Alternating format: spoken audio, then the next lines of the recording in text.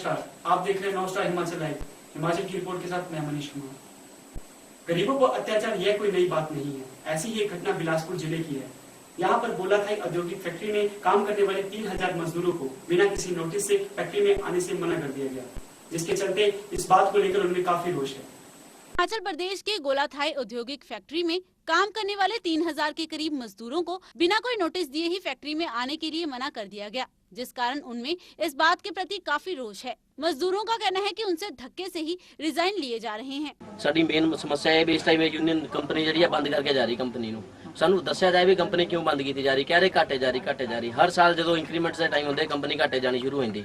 ਉਸ ਤੇ ਦੌਰਾਨ ਕਿਤੇ ਨਹੀਂ ਕਹਿੰਦੇ ਵੀ ਕੰਪਨੀ ਘਾਟੇ ਜਾ। ਅਗਰ ਕੰਪਨੀ ਬੰਦ ਹੀ ਕਰਨਾ ਚਾਹ ਰਹੇ ਤਾਂ ਘੱਟੋ ਘੱਟ ਮਜ਼ਦੂਰ ਨੂੰ ਜਸਟੀਫਾਈ ਕੀਤਾ ਜਾਏ ਵੀ ਹਾਂ ਜੀ ਅਸੀਂ ਕੰਪਨੀ ਬੰਦ ਕਰਨ ਜਾ ਰਹੇ ਹਾਂ और उन्हें दस्या जाए भी ਅਸੀਂ ਤੁਹਾਨੂੰ ਇਹ ਦੇ ਰਹੇ और ਧੱਕੇ ਨਾਲ रिजाइन ले जा रहे थे सारे लोग। इस मौके पर एमएलए रणधीर शर्मा ने कहा कि कांग्रेस सरकार बदला बदली की नीति को अपना रही है और विकास के कार्यों को रोक रही है।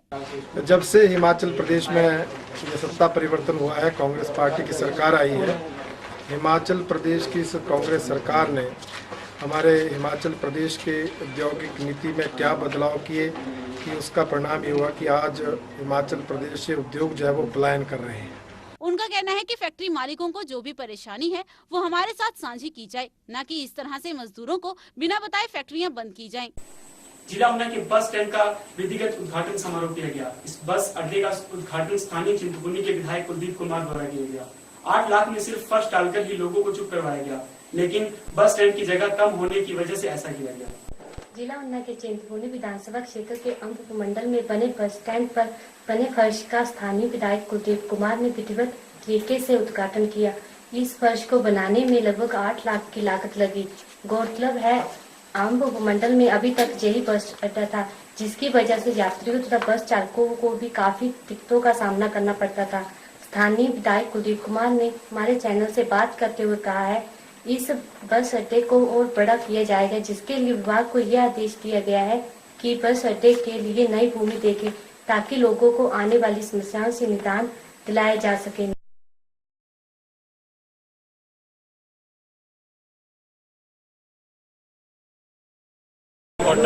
ये बहुत दिनों से इस चीज़ की मांग थी।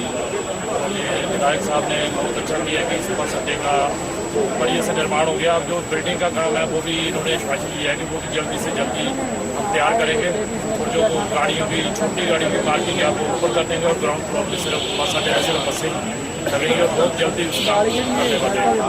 हाँ, वो सारी सजाइयाँ भी हो गई है और जो उसकी बिल्डिंग है उन्होंने कहा कि इसको सारी तो आगे पर दोबारा नवे सिरे तो बनानी है। क्या भी 5-7 दिन चाहिए जल्दी से जल्दी शुरू कर देंगे। बाकी बस अड्डा प्रॉपर ढंग नाल काम चलिया बढ़िया हो गया। थोड़े बिल्डिंग वाली समस्या है, टॉयलेट वाली समस्या है, विधायक साहब ने बहुत बढ़िया आश्वासन दिता कि 10-15 दिन के अंदर अंदर से बजट पेश करके काम शुरू करेंगे। सबसे पहले ये जो बस स्टैंड का हालत आपने देखी होगी, कई सालों से यहाँ अंब बस स्टैंड की एक इतनी खस्ता हालत थी कि यहाँ लोगों को जो यहाँ पत्थर निकले हुए थे बस स्टैंड के पास बीच में, जैसे लगता था कि यहाँ कोई खड्ड है। और जब ये बसें चलती थी तो वहाँ से टायरों से पत्थर उछल के कई लोगों को जख्मी किया था। ये ऐसी खस्ता हालत आज तक किसी ने देखी नहीं और बहुत ज़रूरी थी। ये एक बहुत इनकी बर्निंग एक इशू था, एक डिमांड थी यहाँ की जनता की। वो डिमांड हमने यहाँ पर सबसे पहले आके पूरी की है और आज जब काम हो जाता है तो भारतीय जनता पार्टी के नेता श्रेय लेने के लिए आगे आ जाते हैं और जो नखट्टू लोग होते हैं वही दूसरे के कामों का श्रेय लेने की बात करते हैं, क्योंकि खुद वो कर नहीं पाते हैं और दूसरे के कामों के ऊपर अपना श्रेय लेते हैं। वो लोग बताएं कि जो हमने पिछले 2003 से 7 तक जो इरिगेशन की सिंचाई की स्कीमें हमने मंजूर की थी नाबार्ड द्वारा, वो 5 साल वो शुरू नहीं कर पाए। अभी भी वो स्कीमें जो है कंप्लीट नहीं है, उनको खुद हम वापस 5 सालों के बाद सिंचाई की स्कीमों को पूरा कर रहे हैं। ऐसे नखट्टू लोग श्रेय लें तो बड़ी दुर्भाग्य की बात है। ये सारी दुनिया जनता जानती है कि ये उनका क्या कारनामा है और क्या विकास के प्रति उनका योगदान है।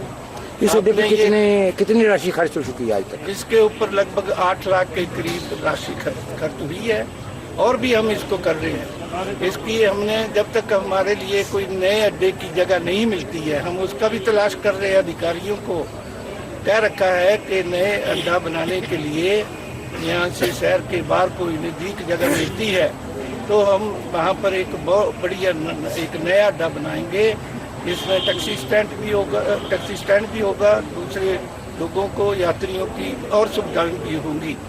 लेकिन जब तक हमें जगह नहीं मिलती है तब तक हम इसी जगह में ही, ये जो पुरानी बिल्डिंग है जिसका कोई यूज नहीं हो रहा है, कोई उपयोग नहीं हो रहा है, टॉयलेट्स खराब है, ये सारे डिमोलिश करके हम इसका नया एक नक्शा तैयार करके, जो सारी जगह है, काफ़ी जगह है इसमें, अगर इसका प्रॉपर यूटिलाइजेशन किया जा सके तो इसमें भी हम बढ़िया एक इसका उपयोग कर सकते हैं। और मैंने अध्याय दी है, पीछे हमारी मीटिंग हुई, हमारे ट्रांसपोर्ट के अधिकारी थे, एसडीएम साहब थे, दूसरा जो टूरिज्म वाले थे वो भी थे।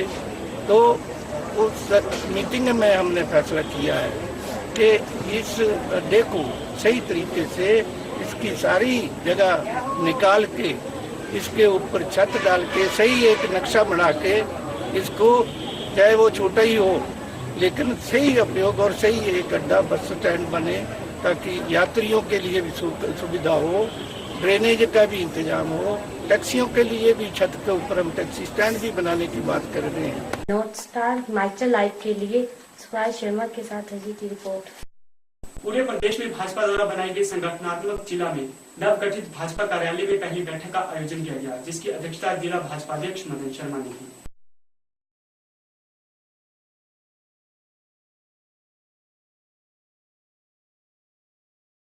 प्रदेश भाजपा द्वारा नवगठित कार्यकारिणी की पहली बैठक के दौरान शिमला के विधायक सुरेश भारद्वाज ने पत्रकारों को संबोधित करते हुए कहा कि जब से वीरभद्र के नेतृत्व में कांग्रेस सरकार बनी है, वो लगातार सरकारी कर्मचारियों को प्रताड़ित कर उनके राजनीतिक आधार पर तबादले कर रही है तथा बदला बदला की भावना से काम कर रही है।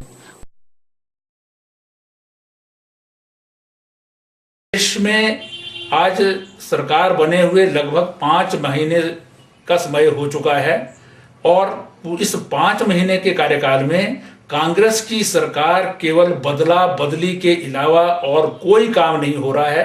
सभी तरह के विकासात्मक कार्य जो हैं वो आज बंद पड़े हैं और फिजूल खर्ची और प्रदेश की जनता पर अनावश्यक जो है वो बोझ डालने का काम हो रहा है।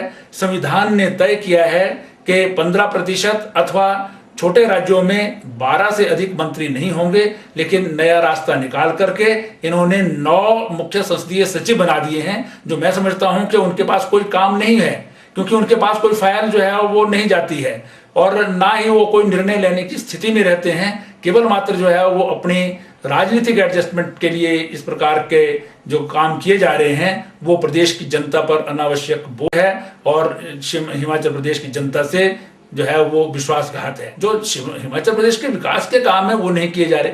युवाओं को जो इन्होंने भत्ता देना था कि बेरोजगारी अलाउंस देना था वो जो है वो भूल गए हैं। अब कौशल विकास भत्ता जो केंद्रीय सरकार की एक योजना है उसके नाम पर जो है वो लोगों के साथ, युवाओं के साथ ठगी कर रहे हैं। सभा का चुनाव हो रहा है, केंद्रीय स्तर पर आज यूपीए सरकार भ्रष्टाचार का पर्यायवाची बन गया है।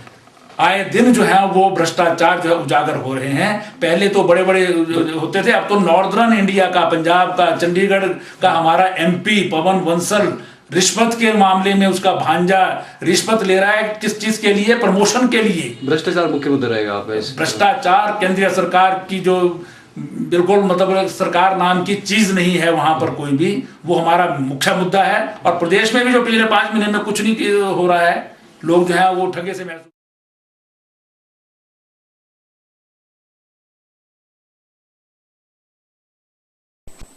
चंबा जिला में ट्रांसफार्मर जलने से 40 घरों में बिजली का करंट लगने से 4 लोगों की मौत हो गई, जबकि कई घर में रखा गया इलेक्ट्रॉनिक का सामान जलकर राख हो गया। यह घटना रात के करीबन 9 से 10 बजे के बीच हुई।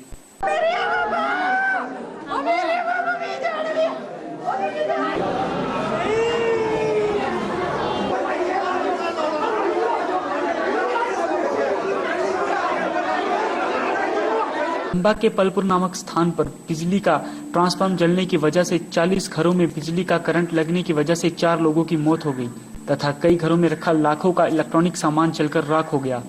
यह घटना रात के लगभग 9 से 10 बजे के बीच की हुई, जब बिजली का करंट फैलने की वजह से 6 लोग इसकी चपेट में आ गए, जिसकी वजह से गांव में अफरा तफरी का माहौल फैल गया।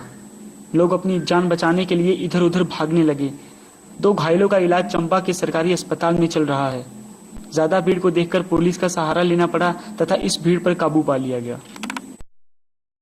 उसने अवैध चक्की लगाई हुई है, उसी वजह से हमारे को सारी परेशानी आती है। उसको हमने 3-4 बार पहले बताया कि भाई आपकी चक्की जो उसको नहीं, उसके ट्रांसफार्मर ला के नहीं कोई चीज ला के, और बार हम उसको बताने के बावजूद भी रात को चक्की चलाता है जी। और रात को चक्की चलाने के बाद रोड गया उसके घर में जाता, और ऐसे हानिकारक हो गया हमारे पूरे गाँव में। जो भी डिफेक्ट है हमारे गांव में, जो भी कुछ होया उसकी वजह से होया, उसका जिम्मेदार वो होगा। उसका जिम्मेदार वो पवन होगा। हम बोल रहे हैं, आप मेरी में से मेरी फोटो खींचो, उसका जिम्मेदार वो होगा। सतलुज जल विद्युत में जल विद्युत के उत्पादन में अपने 25 साल पूरे करने के उपलक्ष्य पर शिमला में एक सिविल जुबली मनाई गई। इस उपलक्ष्य पर शिमला में मिनी मैराथन का आयोजन किया गया, जिसमें बच्चे, महिलाएं तथा पुरुषों ने बढ़ चढ़कर भाग लिया। इसके अलावा कुछ खास प्रतियोगिताओं का आयोजन किया गया। जल विद्युत उत्पादन में अपनी अलग पहचान बनाने वाली सतलुज विद्युत निगम लिमिटेड ने अपने 25 साल के शानदार सफर को पूरा करने पर राजधानी शिमला में ऐतिहासिक रिज मैदान पर मिनी मैराथन का आयोजन किया, जिसमें क्या बच्चे, क्या महिलाएं तथा क्या बूढ़े तथा बुजुर्ग सभी ने मिलकर भाग लिया। इस मैराथन का मकसद लोगों में विद्युत को लेकर जागरूकता पैदा करना था। मेरा नाम अनाइता है, मैं 3rd क्लास में पढ़ती हूँ। आज आपने क्या कुछ किया? आज मैं लेमन रेस में 3rd आई। और इस मैराथन में आपने हिस्सा लिया था? हाँ, SJVNL में मेरे पापा है और मेरे को SJVNL बहुत अच्छा। बनर्जी फर्स्ट ले ली। आज आपने क्या कुछ किया? रेसिंग। मस्ती भी की आपने? कितने गोलगप्पे खाए? 2 बस। टिक्की वगैरह खाई थी आपने? रेस लगाई थी खूब? हाँ। और क्या किया? जागरूकता पैदा करने के लिए है, एनर्जी को कंजर्व, एनर्जी को सेव करने के लिए और एनवायरनमेंट को सेव करने के लिए। और इसका आयोजन जो है, जो हमारे SJVN की रजत जयंती वर्ष है, 25वां वर्ष है, उसको मनाने के लिए आयोजित कर रहे हैं। और इस दौड़ का आयोजन है पिछले 5 वर्षों से हम कर रहे हैं। ये 5वां वर्ष है इस बार का। माइलस्टोन की अगर हम बात कहें, हमारा विजन जो है SJVN का वर्ष 2030 तक 30,000 मेगावाट की कंपनी बनाना है, और विभिन्न क्षेत्रों में, चाहे वो हाइड्रो इलेक्ट्रिक क्षेत्र हो, थर्मल पावर हो, सोलर हो या विंड हो, सभी क्षेत्रों में हम एंटर कर चुके हैं। और 2030 तक 30,000 मेगावाट जो है बिजली पैदा करने की क्षमता का लक्ष्य रखे हुए हैं। ये हमारे SJVN परिवार के लिए सबसे बड़ा दिन है, सबसे महत्वपूर्ण दिन है कि अब हम 25वें सालगिरह मना रहे हैं। पिछले कुछ दिनों से सूर्य देव का प्रकोप पूरे हिमाचल में देखने को मिल रहा है। इस गर्मी का असर न केवल कारोबारियों में बल्कि आम जनता पर भी पड़ता हुआ दिखाई दे रहा है। इस गर्मी के चलते ऊना का पारा 42 डिग्री से ऊपर चला गया। यूं तो हिमाचल को गर्मियों में छुट्टियां बिताने के लिए सबसे अच्छी जगह माना जाता है। यहाँ तक कि पुराने समय में शिमला को ग्रीष्मकालीन राजधानी का दर्जा हासिल था। लेकिन इसी हिमाचल का एक मुख्य तथा प्रमुख हिस्सा ऐसा भी है जहाँ जमकर गर्मी पड़ती है। जी हाँ, हम बात कर रहे हैं जिला ऊना की। यहाँ मई के पहले ही हफ्ते में सूर्य देव ने अपना पारा 40 से ऊपर पहुंचा दिया है। इस बात से आप खुद अंदाजा लगा सकते हैं कि यहाँ पर आसपास किस तरह अंगारे बरस रहे होंगे। इस भीषण गर्मी का असर यहाँ देखने को मिला कि यहाँ पर लोगों ने सुबह 10 बजे के बाद ही अपने घरों से बाहर निकलना बंद कर दिया। सड़कें वीरान पड़ने लगी हैं। बस कुछ एक हाईवे बसें ही तथा इक्का दुक्का वाहन ही देखने हालत ऐसी है कि सूर्यदेव सुबह सुबह ही आग बरसाना आरंभ कर देते हैं। यही क्रम शाम तक चलता रहता है। इस गर्मी की वजह से सबका हाल बेहाल हो चुका है। हालत यह है कि 2 पहिया वाहनों पर सवार लोग मुख पर कपड़ा बांधकर ही चल रहे हैं। कुछ लोग इस गर्मी से बचने के लिए जूस तथा पानी का सहारा ले रहे हैं। गर्मी की वजह से हालात इतने खराब हैं कि बाजार भी सूने दिखाई दे रहे हैं तथा कार्यवाहियों का धंधा भी लगभग चौपट होता चला जा रहा है। गर्मी बहुत ज़्यादा हो रही है आजकल, इतना टेम्परेचर ज़्यादा बढ़ गया है। इससे कस्टमर बहुत कम निकलता है बाहर, उससे दुकान को इफेक्ट पड़ता है। बिजनेस में आजकल काफ़ी मंदा चल रहा है क्योंकि शाम के टाइम और सुबह के टाइम ही निकलता है, दोपहर को बहुत कम लोग निकलते हैं। हिमाचल में पिछले काफी समय से छोटे छोटे बच्चों में बढ़ रहे आंखों के रोग पूरे प्रदेश में चिंता का विषय बना हुआ है और इस पर रोक लगाने के लिए सरकार को गंभीरता से कदम उठाने चाहिए। यह बात गरेवाल ने सीईओ एसपीएस गरेवाल ने शिमला में पत्रकारों को संबोधित करते हुए कही। इसके साथ ही उन्होंने कहा कि साल में 1 या 2 बार बच्चों की आंखों की जांच करवानी चाहिए। इस तरह से नजर इधर से दिखाई देना रोका जा सकता है। बच्चों में आंखों की प्रॉब्लम्स काफ़ी होती हैं। एक प्रॉब्लम्स होती हैं जो कि जन्म के टाइम पे होती है। जब बच्चा पैदा होता है तो पहले महीने में उसमें सफ़ेद मोतिया आता है, काला मोतिया आता है, या आँख में पानी, आँख का, क्योंकि पहले 3 हफ्ते तक आँख से नाक तक पानी जाने का रास्ता नहीं बना होता। तो अगर आँख में से पानी आता है या आपको लगता है कि आँख बड़ी है या आपको लगता है कि आँख नीली नीली है या आँख के बीच में सेंटर में सफ़ेदी दिखाई दे रही है, तो उस बच्चे का उसी वक्त चेकअप होना चाहिए। अगर आप पहले 6 महीने में आंखें पूरी सीधी नहीं होती और कभी कभी माँ को ये महसूस हो सकता है कि शायद बच्चे को थोड़ा सा टीर है, जो कि नॉर्मल है। अगर 6 महीने के बाद बच्चे की आंखें सीधी नहीं हैं और उसकी एक आंख अंदर को जा रही है, तो उसको उसी वक्त चेक होना चाहिए कि उसको ये टीर क्यों है, इसका आगे ऑपरेशन होगा। कई बार चश्मे की ज़रूरत होती है और कुछ टीर ऐसे होते हैं जो चश्मा लगाने से ठीक हो जाती है। इसके बाद बच्चों की जो 1, 2, 3 साल की उम्र है उसमें कई बार चोट लगने के चांसेस होती हैं, आँख में इन्फेक्शन या एलर्जी के चांसेस होते हैं। अगर आपको लगे कि बच्चे की आँख लाल है या उसमें गीद आ रही है तो उसका चेकअप होना चाहिए। बाबा 1008 के दरबार में बसाल नाली में हर महीने गुरु पूर्णिमा में भक्तों को नामदान दिया जाता है। इस समय में बाबा रुद्रानंद के दरबार में हजारों भक्तों द्वारा नामदान लिया गया तथा सत्संग सुना गया। हिमाचल में जिला ऊना में सुग्रीवानंद जी महाराज द्वारा गुरु पूर्णिमा के अवसर पर भक्तों को नामदान दिया गया। गुरु पूर्णिमा के इस पावन अवसर पर ऊना के बसाल में नारना स्थान पर भक्तों ने सुग्रीवानंद महाराज द्वारा नामदान लिया। इस पावन अवसर पर लोगों की खासी भीड़ देखी गई। चारों तरफ बाबा जी तथा भगवान के जय जयकारों की गूंज सुनाई दे रही थी। वो कहते भी हैं, बिना गुरु कभी गति प्राप्त नहीं होती। इन्हीं सब धारणाओं को इन भक्तों ने गुरु पूर्णिमा को अवसर पर सार्थक रूप प्रदान किया।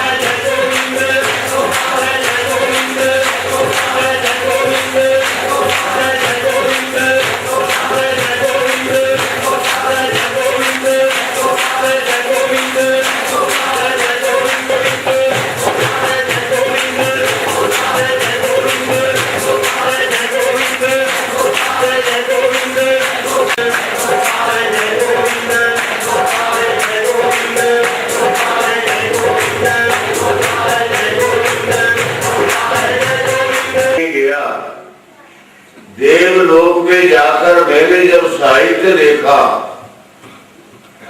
पुस्तकालय देखा मानव देवलोक का, तो मुझे 1 करोड़ मंत्र दिखाई दिया।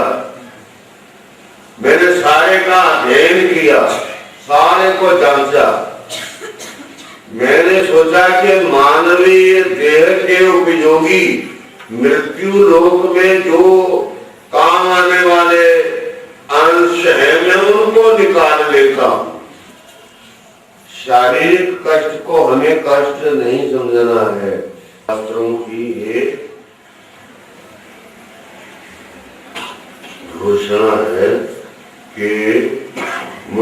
का ध्येय अंतिम देह है।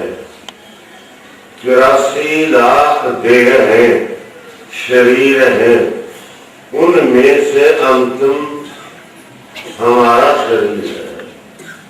तो हमें जो नारायण ने जन्म दिया, तो ये आशा रखी कि ये जाएगा, मनुष्य बना दिया है, बुद्धि दे दी है, मन दे दिया है, कुछ विवेक भी दे दिया हुआ है, और सहायता के लिए धर्म ग्रंथ दे दिए, वेद शास्त्र पुराण सब दे दिए। ऊना से नॉर्थ स्टार हिमाचल लाइव के लिए हरप्रीत चाहल की रिपोर्ट।